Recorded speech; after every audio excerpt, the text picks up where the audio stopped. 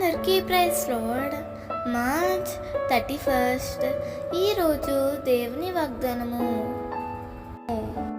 పిల్లలనేమి పెద్దలనేమి తన యందు భయభక్తులు గలవారిని యెహోవా ఆశీర్వదించును. కీర్తనలు 115:13. నేడు ప్రజలు ఆశీర్వాదం కొరకు ఎన్నో ప్రయత్నాలు చేస్తున్నారు. ఎంతో మందిని సలహాలు అడుగుతున్నారు.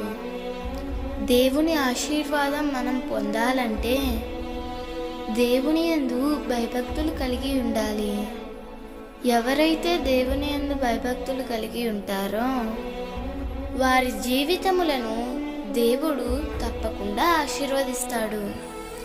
ఆనాడు యోబు దేవుని యందు భయభక్తులు కలిగి ఉండుట చేత ఊజు దేశంలోనే గొప్ప ధనవంతునిగా ఆశీర్వదింపబడ్డాడు.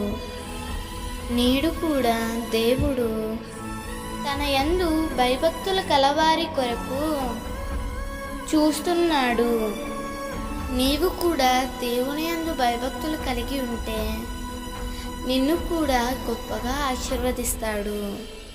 నీవు చిన్నవాడివా పెద్దవాడివా అని చూడడు. దేవునికి ఏ భేదము లేదు.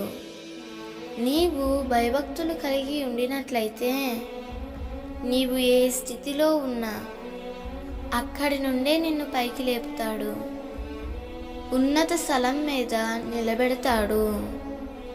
దేవుడు ఈ వాగ్దానము నీ జీవితంలో నిశ్చయముగా నెరవేర్చునుగాక. ఆమేన్.